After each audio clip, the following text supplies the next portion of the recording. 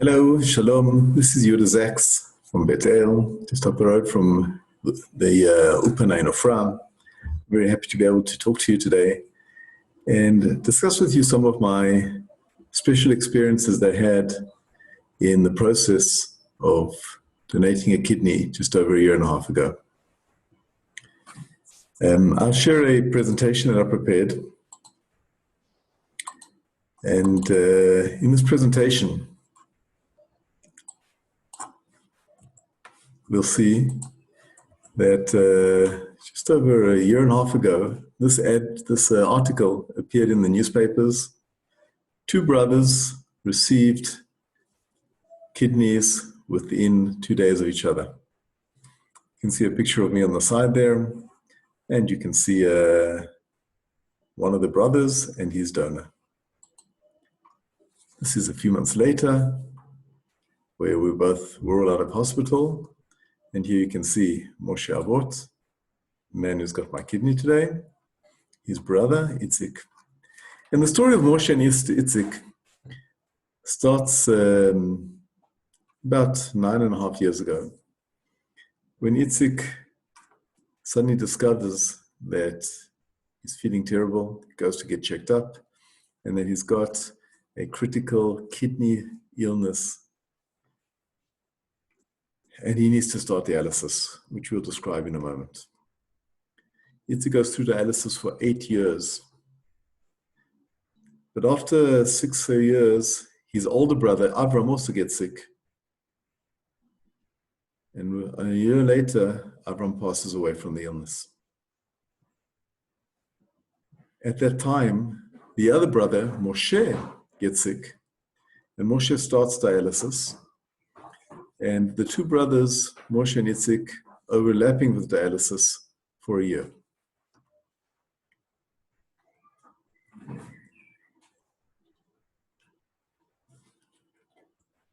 What is the kidney? What is dialysis? So the kidney is a small organ, a little bit smaller than the size of a hand, pea-shaped or peanut-shaped, in the back side of our abdomen, near the back. And the aim of the kidney is to filter the blood. The blood transports all sorts of important nutrients and oxygen to all the different organs of the body. The blood is a vital part of life. But within the blood also, it removes the poisons, the negative particles from the body. And so we have flowing within the blood a mixture of good and bad particles. And the kidneys work 24/7, filtering this blood all the time and clearing it. Without kidneys, you basically get poisoned. And people who have kidney failure, that's basically what happens. The kidneys stop working, normally through hereditary illness. Could be also through an accident. And all of a sudden, their lives are in danger. Several years ago, the dialysis machines were developed, and they provide a partial solution. They keep the people suffering from kidney failure alive for a few years, but at a very, very high price. These people are required to go to the hospital 3 times a week. Each time they have to sit there in this chair for 3 to 4 hours. And during this time, these machines that you can see in the picture draw the blood several times from the person's body until they manage to filter it enough, the equivalent of what the kidneys can do. By the time a person finishes these 3-4 hours of sitting opposite the machine and having his blood drained, he's finished. He has no energy for anything. So you think what the personal sacrifice a person has to make, that basically half of his life is sacrificed to the dialysis machine. 3 days out of 7 are lost. Not just for him, even for his family. A person cannot go there on his own and drive back after going through dialysis. He needs to be accompanied by a member of the family. You can just think of what these families go through. And there are approximately 1,000 families like this in Israel today. But there is another alternative, and that's called a kidney transplant.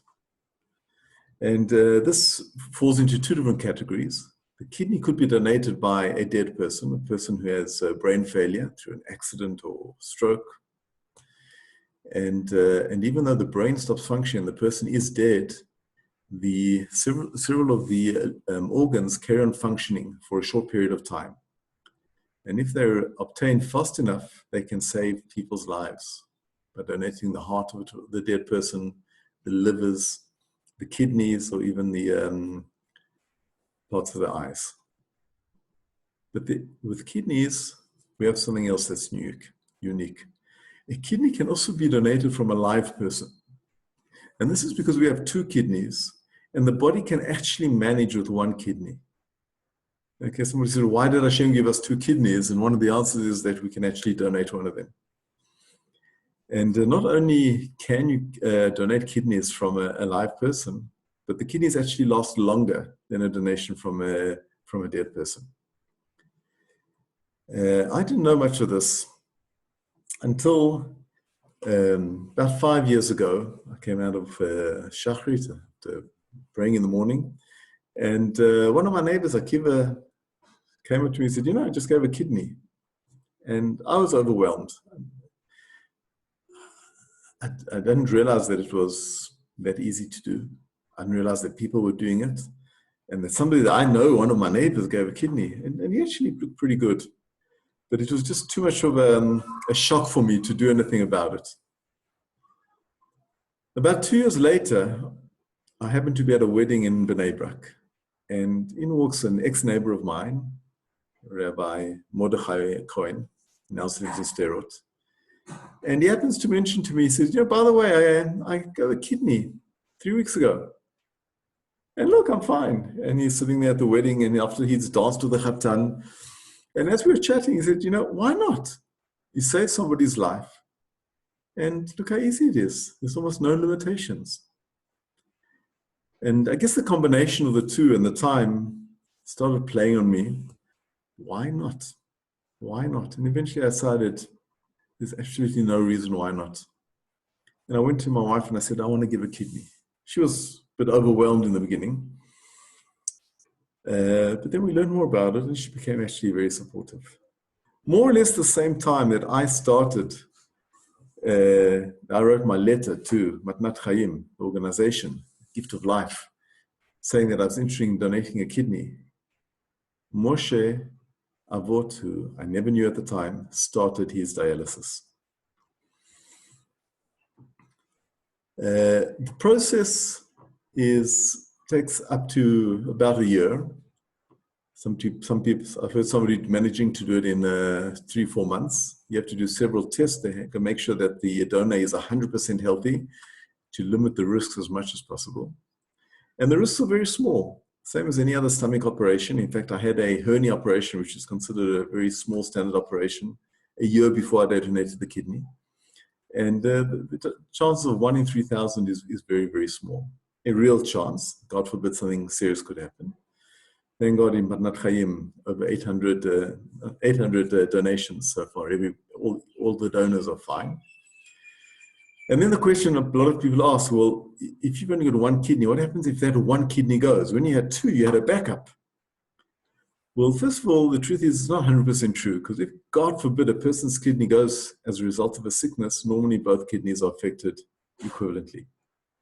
But more importantly, thanks to Matnat Chaim, there's a law that's been passed in Israel that any kidney donor and his or her family, if they need a kidney, will go to the top of the list.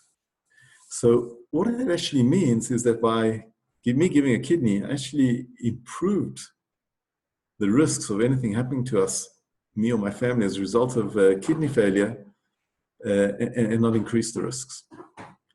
As for the recipient, before the transplant, he's a sick person. Okay, Moshe, he works in Al Al. He had an office on the first floor. He couldn't walk up the stairs. We spoke about dialysis 3 times a week.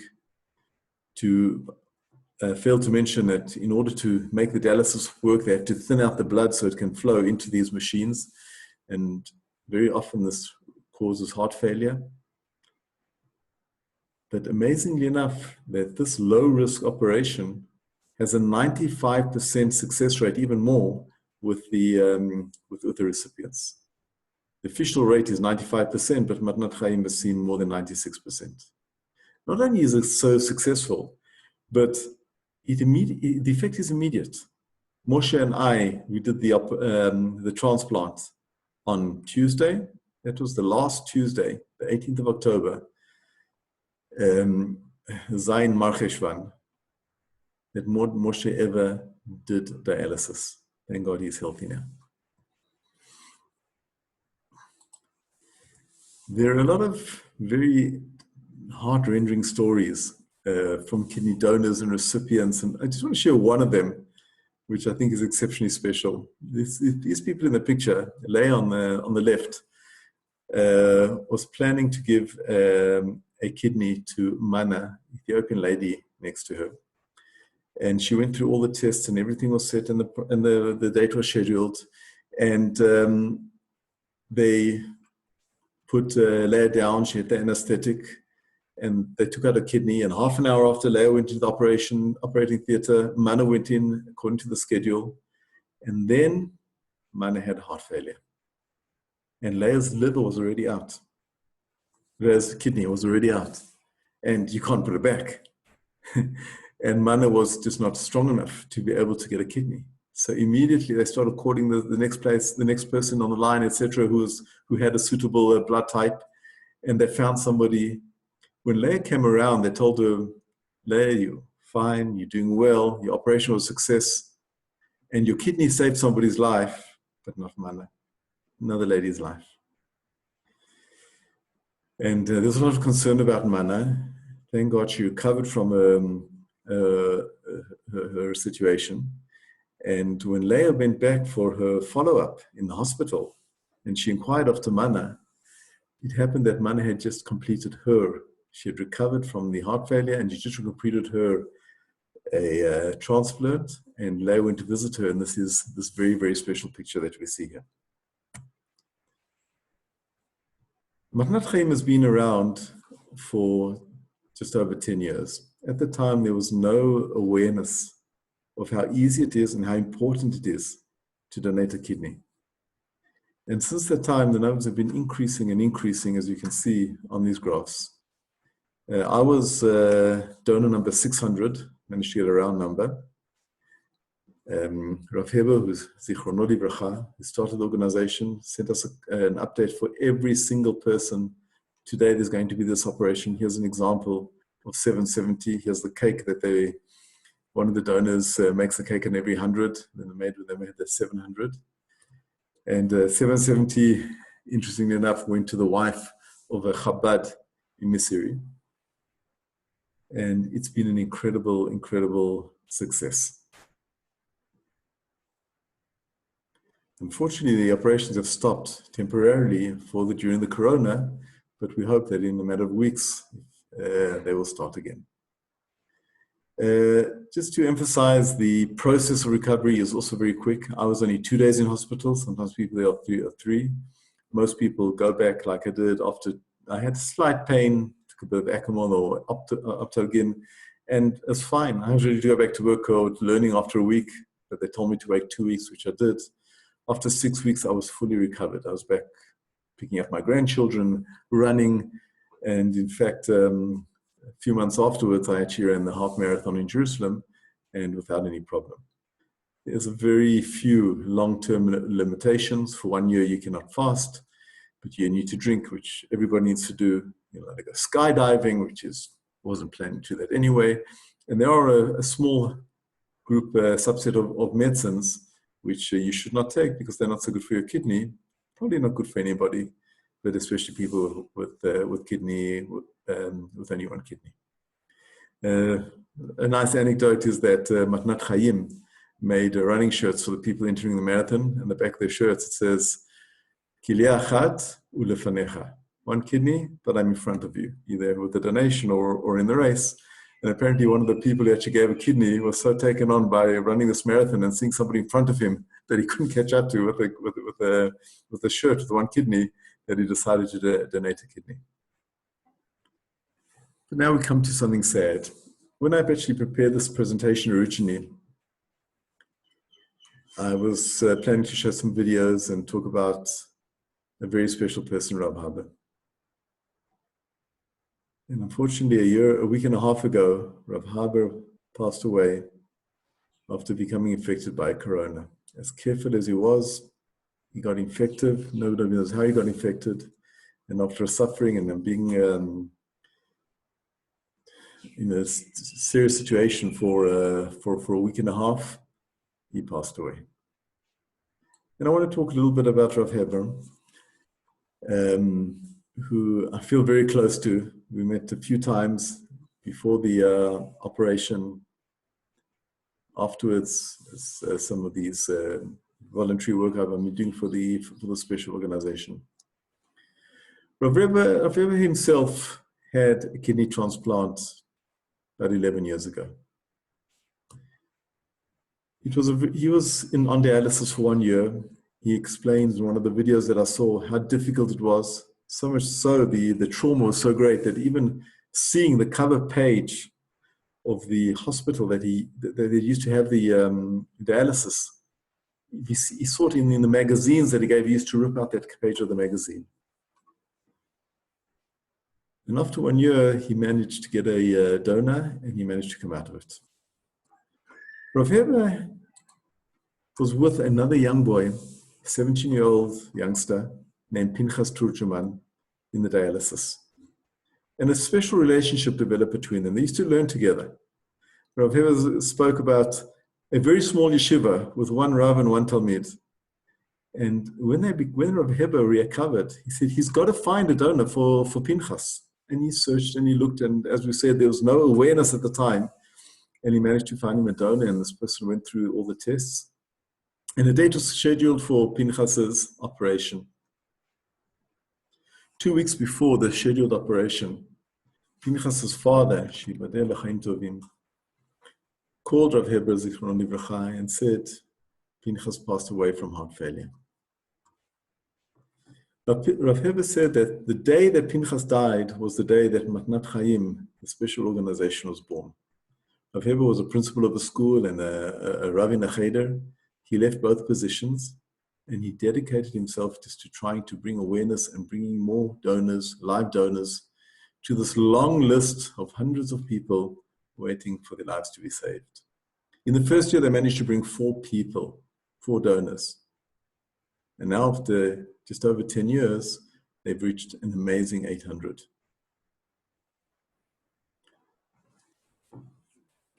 This picture was taken just a month and a half ago when we had a panel talking about Matnat Chaim. It was just before Purim, just before the decrees of the corona came into place. Even then, Rav Haber was very careful. He wouldn't shake my hand. He gave me the elbow. And I can't believe that he's not with us anymore. Rabbanit Rachel Rochki Haber decided even during the Shiva that it's her job in life to take over the running of this organization. And I'm sure she will succeed. Very strong, very special person, and everything that she's received from the Rav will Bezrat Hashem make her succeed, and please God, we'll all help her as much as we can. I want to come back to the specialness of the whole process. And I want to share with you a few special moments that I had in the process. So after you go through a whole lot of medical tests, which can take, as we said, several months, then they put you through a psychological test to make sure you're not crazy giving away your kidney. And then the final stage, you go sit with this va'ada, this council of people, a doctor and a lawyer and a social worker and a psychologist and somebody taking notes.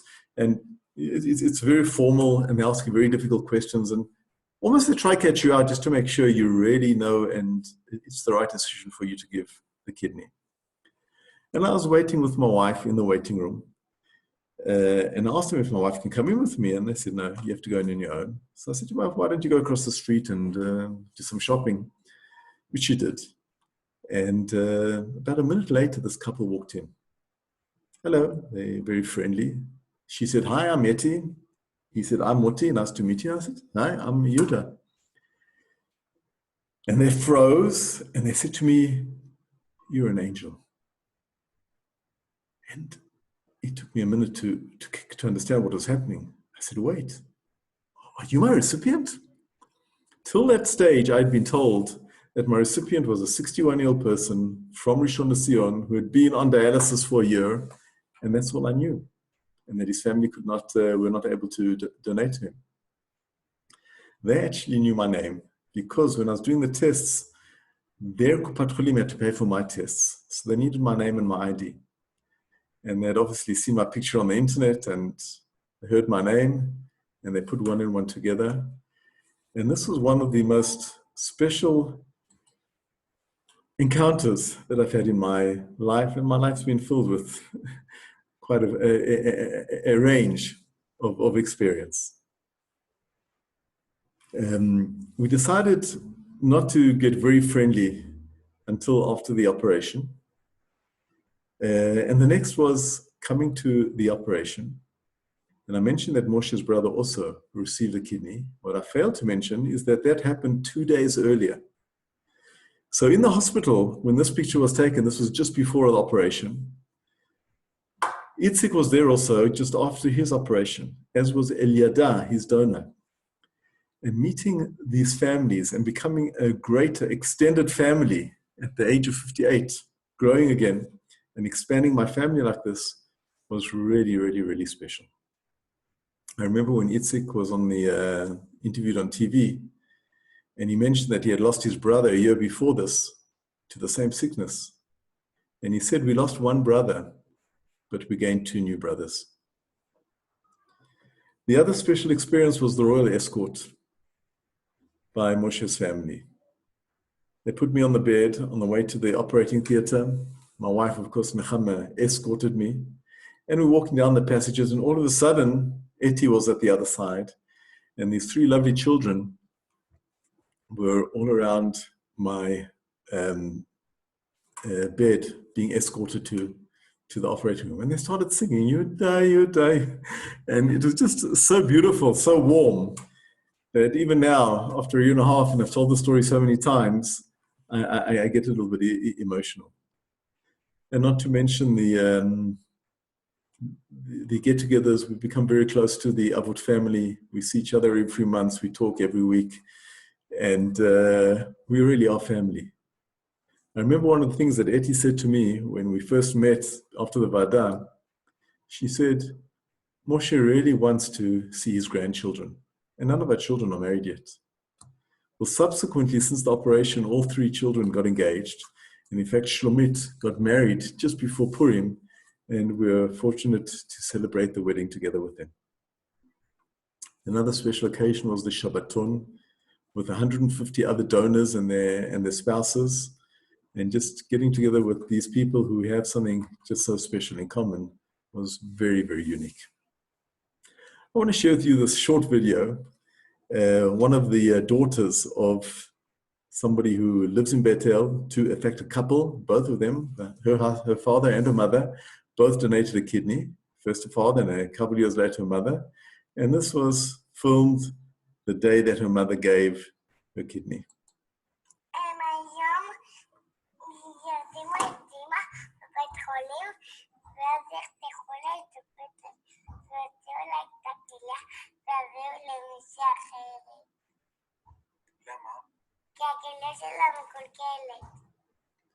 I think this is just so beautiful, the simplicity of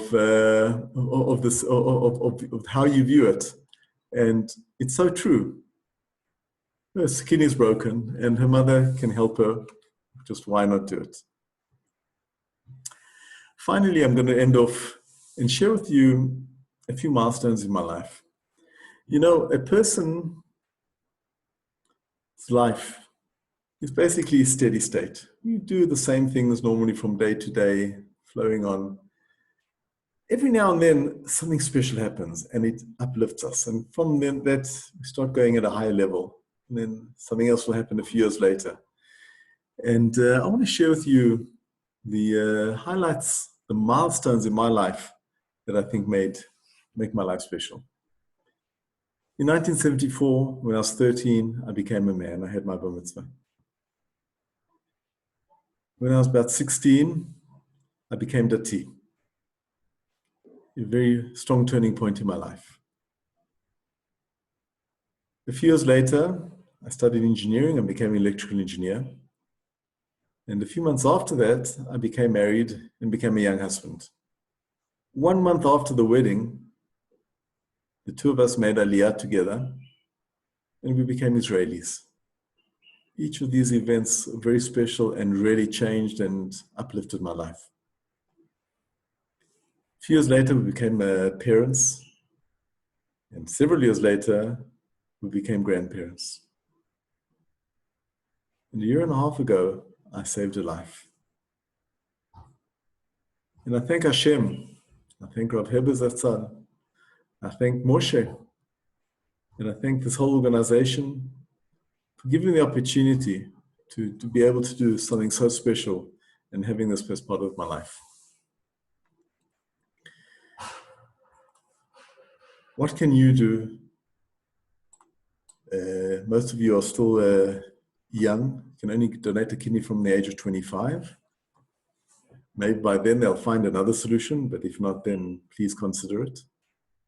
You can sign the ID card. If God forbid anything happens to us, I've signed the card for sure. You can save other people's lives. Talk to us. Help us increase the awareness even more. You talk to 10 people, 20 people, maybe one of them will say, you know what, why not? And you will be part of saving somebody's life. I'm happy to give lectures in English or Hebrew. The other people who can give any other languages, feel free to contact me. Feel free to contact me with any questions. You can look for Matnat Chaim on YouTube. I can also send you links to other very, very special videos on the topic. And of course, especially now with Rabbi Heber gone, financial donations are very important. Anybody can give any donations, big and small. They can help save people's lives. There are still close to 1,000 people going through dialysis, and we want to save them all. Bezrat Hashem, thank you for listening. Besorot tovot, briut tovot, briut tovai. Shalom, shalom.